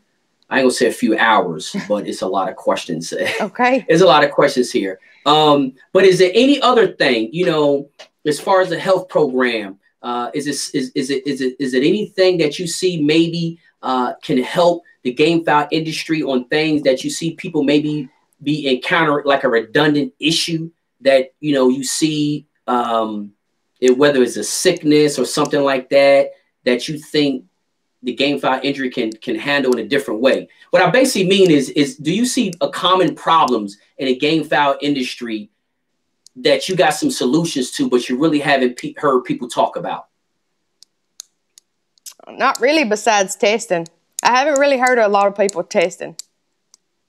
Testing. I don't hear a lot of people testing. They assume that's what's wrong with them, and they go from there. And, you know, and like our case, you know, it may be something totally different. Like, you know, that one bird, you know, he had coccidiosis, but it was because he was so infested with worms. He was older, you know, he was so infested with worms because our wormer wasn't working that it caused him, you know, he couldn't fight the coccidiosis off. And I encourage people to talk to vets too. Call their poultry science departments at colleges. You can learn a lot from those folks. I mean, you really can. I worry the crap out of them. Well, no, I mean, but I mean, it helps. It does help, and believe me, we can learn a lot from those poultry people because those people manage millions of chickens a year, not thousands, not a couple hundred. They manage millions of chickens, and they got all the scientific evidence behind it. Ain't nobody walking through no coop with 100,000 meat chickens in there saying that I think is this, I think is that. I mean, they're breaking it down to the science, and they're also coming up with a scientific solution to it. So, no, I think what you're saying is exactly right. And there is a lot to learn. Another thing I learned from, there's a lot of knowledgeable backyard breeders, like people with them little flocks. You know, they get very fanatical about the health of their chickens. Because I had been on a couple of their threads, you know, a couple of threads that had nothing to do with game fowl. And I have learned so much just by reading some comments in those backyard chicken threads. It goes back to what you say. You know, those backyard chicken people are learning from those poultry house, you know, veterinarians and scientists. That's where they're getting their information from. And they're not asking Billy Bob down the street. I'll tell you something else that's pretty neat. I think it's called Whiteling Farms. You know, it's not just you can't just learn, or I don't just learn from just game fowl, you know, just game fowl people. I try to learn from, you know, I like all kind of chickens, you know, but this Whiteling Farm, I've loved to watch their videos. They sell capes off of chickens for fly fishing. And the way this guy has genetically modified his birds to grow these capes, you know, like their saddle feathers and their neck feathers. I mean, they'll be this long. And he's went over in some videos, you know, about genes, different genes that he's used to make different colors and how long the capes are. It blows my mind. You know. Well, listen, Cyndel, if you can post in the comments, because I want to watch some of those videos. It really is awesome. Yeah, I mean, that's a very valid point. We can learn so much outside of the game fowl industry. We don't have to get all our information. And that's what that was my point where I was saying I learned a lot from the little backyard chicken threads. They ain't involved in game chickens at all. But when I used to read their comments, I'm like, wow, these people really know. I mean, they really get fanatical with this health and they understand so much. And, you know, the person will be like a 55-year-old lady with like 7 chickens in her yard. And you look at her comments, you like, what the, like, how does she know all of that? You know what I'm saying? It's amazing. But if you can post, you know, we definitely want you to post that picture from that magazine so the viewers can go and start researching that information. I think it will help too. I think it would help them a lot. You know, if they're not, I understand if you're working, you know, 12 hours a day and, you know, you can't, you just don't have the means to go get them tested. I think this would help them a lot. That's right. It will help them. It will help them. And then again, if you can also post that information in the comment section about the guy with the feathers, because I'm pretty sure he's very knowledgeable in a genetic aspect. You know what I'm saying? In the genetic aspect. Well, you go ahead and I'll tell you what. No, go ahead. I actually talked to him here a few days ago, and I'm gonna send one of the pumpkin chickens to him. So he can make, because I noticed I've watched a lot of his videos. He doesn't have that color, you know, and I don't know nothing about fly fishing, but, you know, I was like, he don't have that color. He might want one. And, you know, he might talk. I've texted him, messaged him a lot, you know, wanting to talk to him about genes or get him on the phone with Anthony, you know, to talk about genes. And because he gets so scientific with it and he's really, really good at it. And he texted me back and he was like, yeah, you know, after this, coronavirus is over, you know, he would love to have one and try it. So that's pretty cool. So tell me this, Cyndel, where is he located at? I'm not sure. Is he located in the States? Yes, yes, he's located in the States. I want to say maybe he said Colorado. I think it maybe said Colorado, but I'm not for sure. He has a page. I don't know I can't remember his name. I just messaged him off the page and, have talked to him on there before. But if you can find his page, if you can find his page and screenshot it, and post it in the comments, that'd be great, because I really would like to also reach out to him and just have a conversation with him just based on genetics, because I'm fascinated, about genetics. And I think genetics is probably one of the most misunderstood categories in game fowl. I know we there's a lot of breeders that's good at what they do and what they're doing. They know how to do it and it works. But a lot of times I don't think they understand why it works. They do know it works. Yeah. And I like to kind of talk to somebody to try to get an understanding of why it works, because we all know Kelso and, all of those birds came from breeders that knew how to make good chickens. They might not understood the scientific, explanation of why it worked, but they knew it worked. That's why we have all these bloodlines in our yard right now. So I would love to talk to him too, just on genetics and understanding, again, because, hey, if you can breed chickens and make longer feathers, you can breed chickens to make longer legs, shorter legs, bigger breasts. You can start breeding all kinds of stuff. And who says that applies to gameness also? That's the reality of it. Yeah. I don't know how gameness is made up in a gene pool or whatever, but we do know gameness is an inherited trait. I mean, we know that. They don't all get it, but I would like to talk to him about that. Even if he doesn't. And while watching him too, a lot of these guys say, which for the beauty of them, I'm not too particularly fond of it either, but I have seen him come out this way. And after doing all the research on it, especially watching him and doing research, you know how a lot of guys, they'll say, well, I don't like a squirrel tail rooster, one with the real high tail and stuff like that. Just get on there and do some research about genetics and feathers and stuff and see if that really comes into play. That's exactly in your program. Cool. Yeah. No, it is cool. But again, I think like I said, you made another valid point. The better you understand genetics, then you can know what you need to ignore and what you need to pay attention to. That's pretty much what it comes down to. And that's what I kind of want to talk to him about. We probably put more emphasis on stuff that's really not important. Like you say, like a tail, that might just be a visual aspect to it and might not play any role at all in what's going on with the chicken, so yeah, I think that's why it's extremely important, because genetics is probably one of the most understood, besides pointing, it's probably one of the most understood topics in game fowl. Is definitely genetics. Yeah. And when you get on there, you'll love it. He's got mounted chickens. When he does his videos, there's mounted chickens all behind him. Like his prize chickens that he's bred through the years, with the long feathers and stuff. Right. He's actually had them taxidermy mounted all behind him. It's awesome. It's cool. It's really neat. You'll learn, Cyndel, and you learn a lot. I can imagine. Again, I would like to reach out to him, because I would love to have him on the show just to talk about genetics. Not about health, not about anything. I would love to talk about genetics, because we can learn a lot from a person like that. So then again, if you can, there's a couple of things I need you to do. One, post a picture of the magazine inside the comment section. If you can find that guy's page or YouTube channel, whatever it is. I follow it. I follow his page. Okay, good. If you can screenshot his page and also put that in the comment section. And there's 3 things I want you to do. Oh, and if you can go into the comments, and you have a lot of questions in there. So if you can go into the comments, if you can't get to them tonight, if you get to them over the next couple of days, that'd be great. If you can go into the comment section and, and address the questions. We're running almost close to 2 hours on this interview. And we do have another interview tonight with Mr. Chemo out of Hawaii with Shut 'em Down Game Farm. So I need to get prepared also and do a mic check and video check with him. But Cyndel, it's been a pleasure to have you on. Thank you for having me. Videos. Hey, it's been a pleasure. We had your husband on, like a year, probably over a year ago, right? I think it has been, yeah.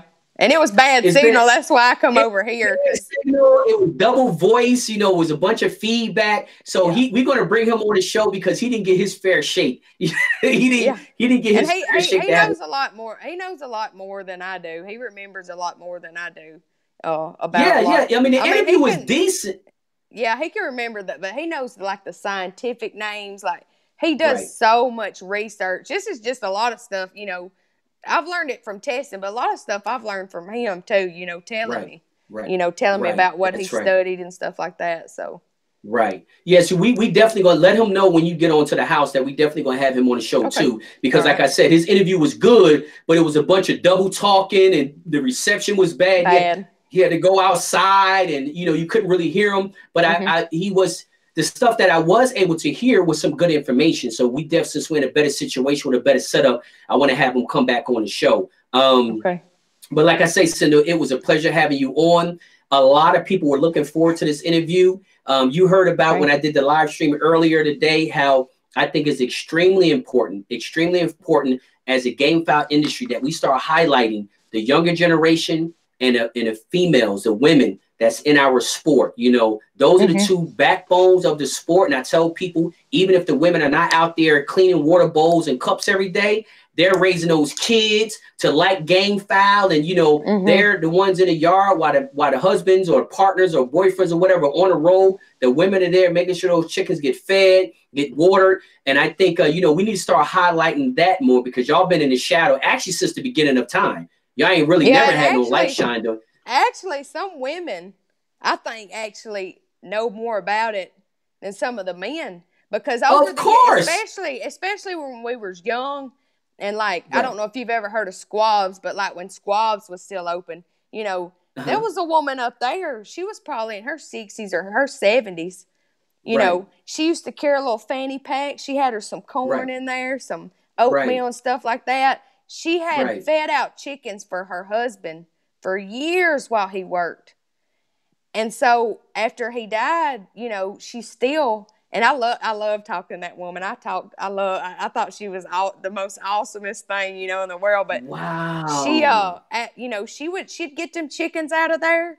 You know, she had her grandson handling, but she'd get them chickens out of there. And I know at one time they was tearing her up. I mean, she was bleeding. And Anthony, you know, was like, "Ma'am, do you want me to get that for you?" And she's like, "No, I got it," you know. And she was like in her late 60s, early 70s. And so. And I've known other people, too, that their wives done all the feed out, all the condition, everything, because they had to work. And, their husbands would handle it. Yep. So. Exactly. And that is exactly my point. And that's why I say it's time. It's been time. The time has passed, but we need to start highlighting because, again, I talk to a lot of females. I go to a lot of farms, and I see who's also the backbone of that farm. It ain't always the men. You know, it's not always the men. If that woman wasn't there, that farm wouldn't be looking the way it looked. I promise you that. So I know that. And that's why I'm making sure I bring attention to the other side of the game fowl industry, the females that's in the industry, and also the younger generation, because, you know, we got to take an active role into educating these younger game fowl breeders so they can start producing the birds next generation that we will be proud of. Because if we don't teach them, if we don't mold them, if we don't groom them, the next generation of game fowl is not going to be better than this one. It's going to be worse or just about the same. So that's why I feel as though, you know, we got to take an active role into teaching these younger generation because we need them to be educated enough to produce better game fowl than we have this generation. So, I 100%. But that's my last piece with that. Yeah. So that's what I'm doing, just something different. Yeah. When we was coming up, you know, information, they didn't want to give it out. And, you know, we didn't have Facebook, Instagram and stuff. So we had to do it the hard way. And even when we got ready to start selling chickens, you know, I would call these big breeders and ask them, you know, how do you ship these chickens and how do you do this? And most of them would say, well, if you want to, you can just raise for me and I'll buy them from you. And, you know, you go from there. And so I had to really, really go through the research and finding stuff, you know. And that's exactly right. It would take a big load off of people, you know, if people, you know, for people like your program and stuff to help, you know, they wouldn't have to go through so much. That's exactly right. That's exactly right. And that's why I say these interviews are extremely important. And sometimes I get a little twerky when I do them. But like I say, I like to approach this like everybody's watching, don't know nothing at all. So this way we won't miss anything. I like to get all the amount of details possible, because as soon as you start assuming somebody knows something, you're going to miss a lot of stuff. You know, it's going to be a lot of things that's going to go unanswered because you assume that they already knew because they've been in game fowl for 15 years. Time does not equate to knowledge, and people don't understand that. Time does not equate to knowledge at all. And as soon as you understand that, you'll realize just because somebody been doing something for 30 years don't mean he know more than a guy who's been doing it for 5 years. No. That's just the truth. We got told by a gentleman with one of the birds we was feeding out one time. This was actually at our old place that you know, when you feed them out, you put them through stress. You know, and one of our birds kept yawning. And he said, it's got gate worms, you know, and we'd put this little liquid, supposed to be liquid wormer. Well, actually, whenever I went up to the poultry science department, those women and men up there, and even some other poultry scientists and stuff I've talked to, gate worms are not in Alabama. They're That's what they said. I'm telling you, I'll give you their phone numbers and I'll let you call them. Every one of them I've talked to has never seen a chicken with a gateworm in it in Alabama. Okay, they said that the reason that they were yawning, what they told me was because I guess it's the CRD. They had a little infection somewhere in their air sacs, and whenever we was feeding them out, they were gasping for air. We was putting them through stress, and we had been told we've been putting these drops, you know, down that chicken's throat. And this man was like, you know, he'd been doing it for years, all his life, you know, which somebody probably told him that, but, you know. That validates what I just said. It validates two things. The amount of information you can learn from getting them tested, that's the myth buster. That tested lab is the myth buster. And the second thing is what they just learned. Now, you know, from your knowledge, from their knowledge of the poultry science, there is no gateworm. They haven't seen a case of gateworms in Alabama. So just imagine how many people in Alabama now that think it is gateworms or maybe treating for that. And it's not even there. You know, it's not even there. So, yeah, I think, like I say, this interview was extremely informative, and it went exactly like I wanted it to be, to focus on the health, you know, sicknesses and stuff like that, not to talk about breeding and all that, toe punching and all that kind of stuff.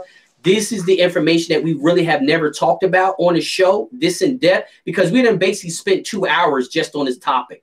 You know, the interview was pushing like 2 hours now. You know what I mean? So we're pushing 2 hours now just on this topic, which I think is extremely beneficial. I'm going to get it uploaded. Obviously, probably not tonight, but by tomorrow morning, because, you know, we got another interview tonight at 9 p.m. Eastern time. So I'll probably get it uploaded tomorrow, and then I'll share it to your page. And this way we can get this information out. All the viewers out there who's watching, again, what y'all guys can do. A lot of guys ask me, what Jim, what can I do for you? What can I do for you? What you can do for me is help me spread this information, period. That's what you can do for me. That's the most effective way you can help me. That's the most effective way you can help the Journey to the Pit program, is to make sure that every opportunity you get, you can share this information, because it's a lot of people out there that think they know, but they actually do not know. So that's pretty much it. So Cyndel, you have a good evening. Hopefully we'll see you on the next show. When you get an opportunity, remember those couple things. Screenshot the Facebook page. Take a picture of the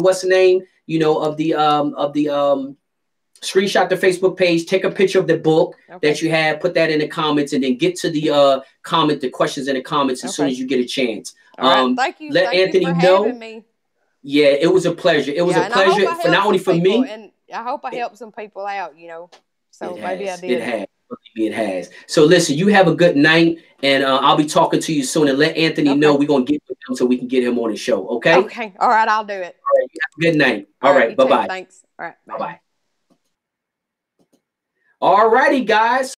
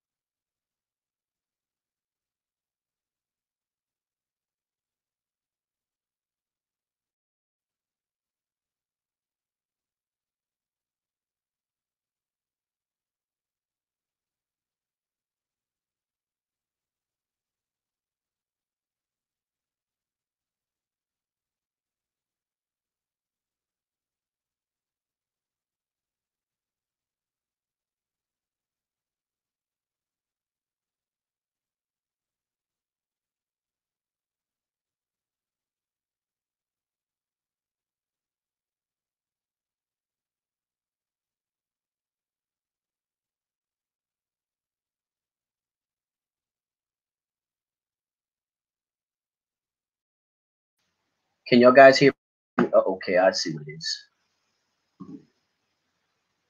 All righty, can y'all hear me now? Lost audio, lost audio.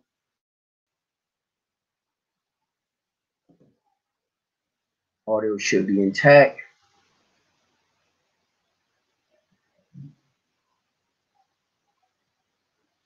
All right.